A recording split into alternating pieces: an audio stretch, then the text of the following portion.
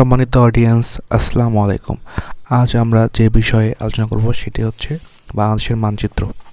শরীফুল ইসলাম আলাল বা আলালস বাংলাদেশ মানচিত্র সম্পর্কে আলোচনা করব।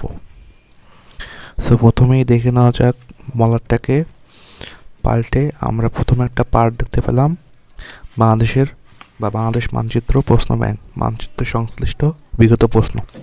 এখানে বিগত প্রশ্ন দেওয়া রয়েছে বিশ্ববিদ্যালয় কেন্দ্রিক এবং বিভিন্ন চাকরির পরীক্ষার যে মানচিত্র থেকে প্রশ্ন হয়ে থাকে সেই সমন্বিতভাবে এই বইয়ে উল্লেখ করা রয়েছে এবং প্রশ্ন ব্যাংক আকারে ভাগ ভাগ করে দেওয়া রয়েছে।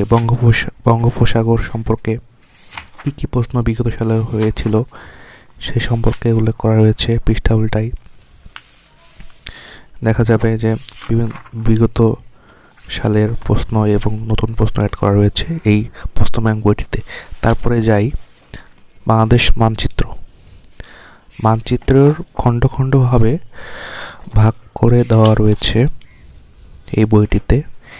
একটা মানচিত্র কী ভাবে খণ্ডিত অংশ করে এই বইটিতে সাজানো গোছানোভাবে রয়েছে, চিত্র সহকারে দেওয়া রয়েছে। অনেক তথ্যবহুলভাবে দেওয়া রয়েছে এখানে, তথ্য সমৃদ্ধ একটি মলাটে রঙিন মানচিত্র। বাংলাদেশের মানচিত্র A to Z এখানে পাওয়া যাবে এবং অনেক তথ্য এখানে অ্যাড করা রয়েছে। যেমন 8টা বিভাগকে ভাগ ভাগ করে পার্ট করে দেওয়া রয়েছে এখানে এই অংশটিতে। সো এটি গেল বাংলাদেশ মানচিত্র।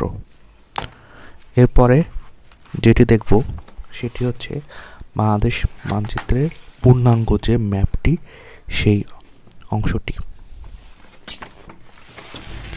খুলে বের করলাম পুরো বাংলাদেশের মানচিত্র যে বড় ম্যাপটি টেকনাফ থেকে তেতুলিয়া, সেটির ম্যাপ হচ্ছে এটি। সো বইটিতে 3টা জিনিস রয়েছে, একটা প্রশ্ন ব্যাংক, বাংলাদেশের খণ্ডিত মানচিত্র এবং পূর্ণাঙ্গ মানচিত্র একটি।